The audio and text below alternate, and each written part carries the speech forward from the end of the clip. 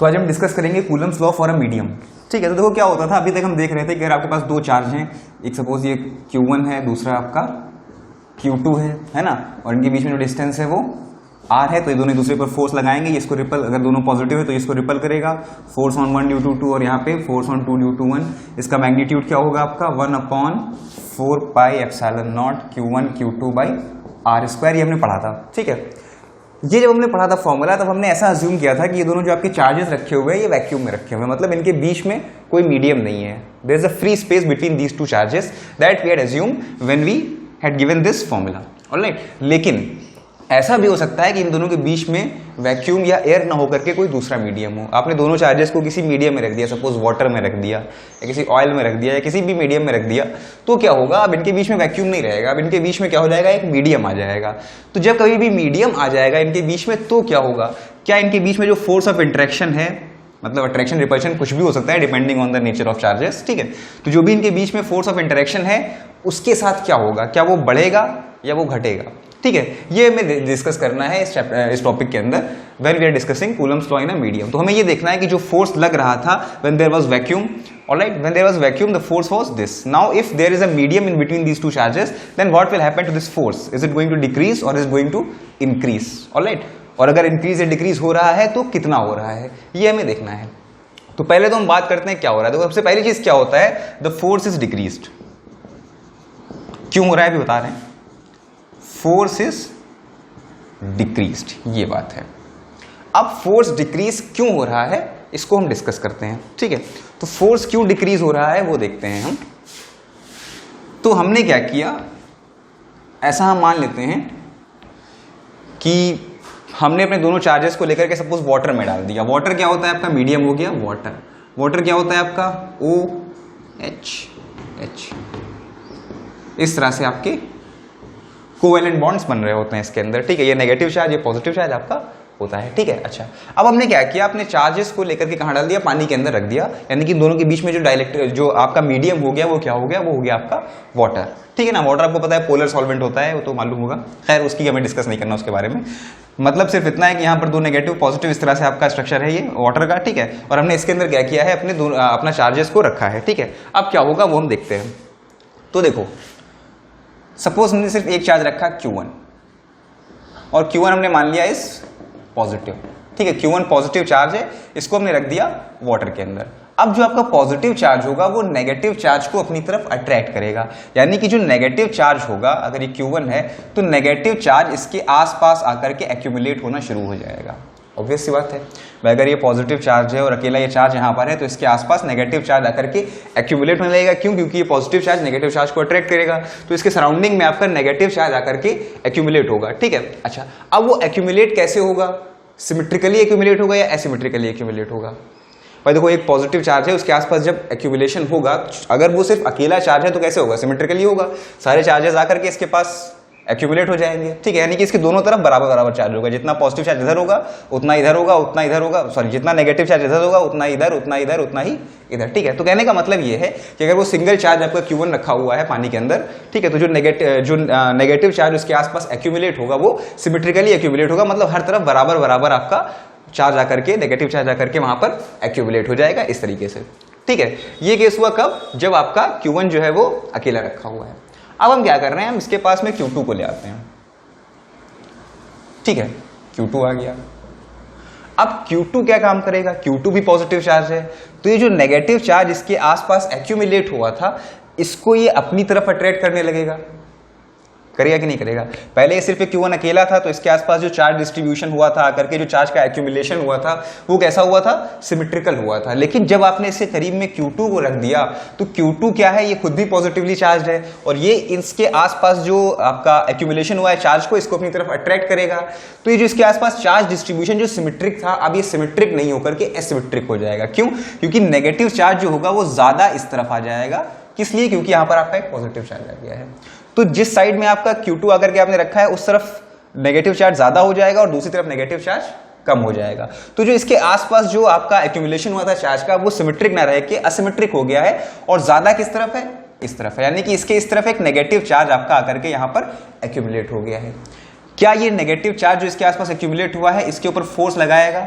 Obviously लगाएगा। और net force उनका किस तरफ लगेगा, क्योंकि ज्यादा, देखो सब ये अपनी तरफ लगा रहा है, ये अपनी तरफ लगा रहा है, अपनी तरफ सब लगा रहे हैं, लेकिन क्योंकि इस एरिया में आपका नेगेटिव चार्ज ज्यादा एक्यूमुलेट हो गया, इसलिए जो नेट फोर्स होगा वो किस तरफ होगा, that will be towards Q2, है ना। तो इसके आसपास जो चार्ज का इंडक्शन हुआ है उसकी वजह से क्या हो रहा है, इसके ऊपर एक नेट फोर्स लगेगा, इंड्यूस्ड फोर्स लगेगा, force due to induced charges, that will be towards Q2, है ना। तो इसको हम हटा करके सीधे सीधे बना सकते हैं कि Q1 के ऊपर आपका एक फोर्स लग गया Fin।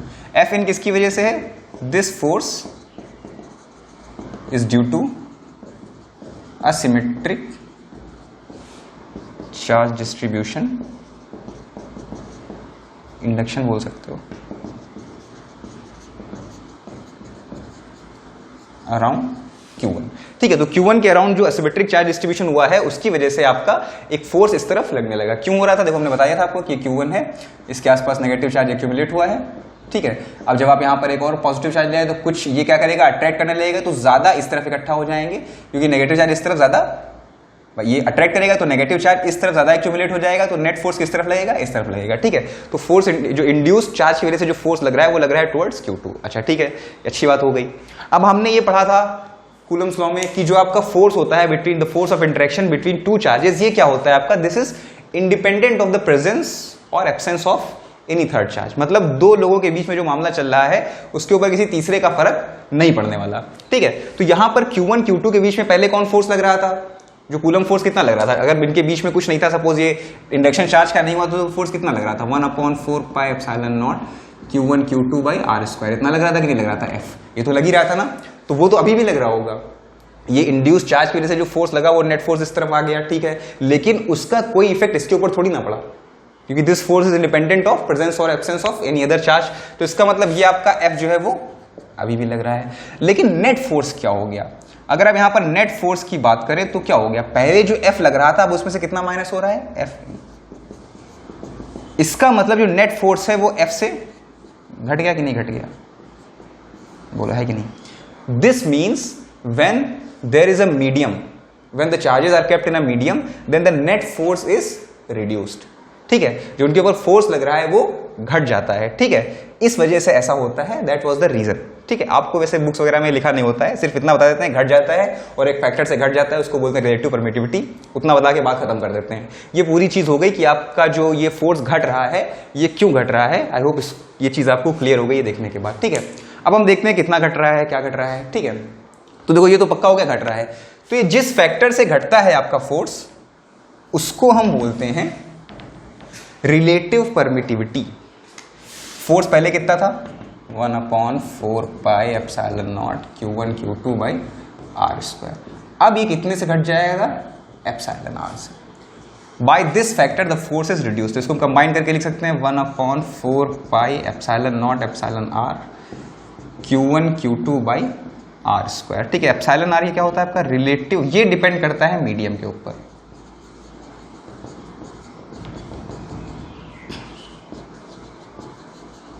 ये आपका मीडियम का रिलेटिव परमिटिविटी है। भाई देखो यहाँ पर जो चार्ज एक्यूमुलेशन हुआ है, अगर किसी मीडियम के पास ज्यादा चार्ज होगा तो ज्यादा एक्यूमुलेशन हो जाएगा, तो फोर्स और ज्यादा घट जाएगा, किसी के पास कमी होंगे तो एक्यूमुलेशन कम होगा तो फोर्स आपका कम घट पाएगा, ठीक है। तो इसका मतलब जो εr है ये डिपेंड कर रहा है मीडियम के ऊपर। तो आपका जो फोर्स हो जाता है when the charges are placed in a medium, that becomes that reduces by the factor εr, which is called the relative permittivity of the medium, that is the property of the medium that will be given to you in the question, alright। तो यहां तक चीजें clear हुई, है ना। अब कहीं पर इसको ऐसे भी लिख सकते हैं εr को आप बोल देते हैं absolute permittivity of the medium, तो लिख देते हैं एप्सिलॉन इज इक्वल, या इस जगह पर इस फॉर्मूले को ऐसे भी लिखा होता है F is equal to 1/4πε Q1 Q2 by r², where epsilon क्या है आपका, ये आपका this is called the absolute permittivity of the medium.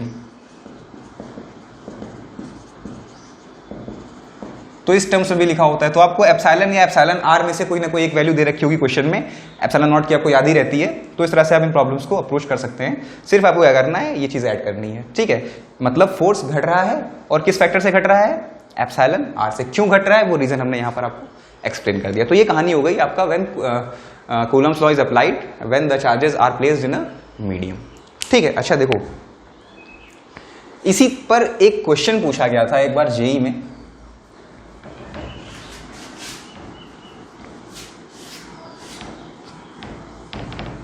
कि आपके दो चार्जेस हैं Q1 Q2, ठीक है, इनके बीच में डिस्टेंस है R, और जब ये आपके वैक्यूम में है तो इनके बीच में फोर्स लग रहा है 1/4 pi epsilon naught Q1 Q2 by R square. अब इनको now they are placed in a medium, ठीक है। This is force on 1 due to 2, force on 1 due to 2 कितना लग रहा है 1/4 pi epsilon naught Q1 Q2 by R square. Now they are placed in a medium with relative permittivity suppose epsilon R। अब exact question हमें याद नहीं है, इस तरह का क्वेश्चन था, ठीक है, इसलिए हम बता रहे हैं। मतलब तुम्हें समझ में आएगा कि पूछा क्या गया था और आपको बताना क्या है। अब एग्जैक्ट वर्डिंग हमें याद नहीं क्वेश्चन क्या था, ठीक है। तो Q1 Q2 तो इनके बीच में डिस्टेंस R था, उनके बीच में वैक्यूम में रखे हुए थे। Q1 पे जो फोर्स लग रहा था ड्यू टू Q2 वो कितना लग रहा था 1/4 pi epsilon naught Q1 Q2 by R square. अब इनको उठाकर कहां पुट कर दिया गया है, एक मीडियम में पुट कर दिया गया है जिसका रिलेटिव परमिटिविटी एप्सिलॉन R है। अब आपको बताना है the force on Q1 due to Q2। Option A increases, B decreases, C remains same। ये क्वेश्चन था आपका, जेई में पूछा गया था एक बार काफी पहले। क्या क्वेश्चन आप समझ पाए क्या है? क्वेश्चन ये कह रहा है कि दो चार्जेस थे Q1 Q2, उनके बीच में डिस्टेंस R थी और वैक्यूम में रखे हुए थे, तो फोर्स ऑन 1 ड्यू टू 2 ये आपका लग रहा था, ठीक है। अब हमने क्या किया, इनको उठा करके एक मीडियम के अंदर रख दिया है, ठीक है। जब हमने मीडियम के अंदर रख दिया तो क्या हुआ, उनके ऊपर जो जब हमने उसको मीडियम के अंदर रख दिया, उस मीडियम का रिलेटिव परमिटिविटी क्या था एप्सिलॉन R था। अब जो फोर्स लग रहा है on Q1 due to Q2, क्या वो फोर्स बढ़ेगा, क्या वो फोर्स घटेगा, या वो फोर्स आपका उतना ही रहेगा जितना पहले लग रहा था? आपको क्या लगता है क्या होगा?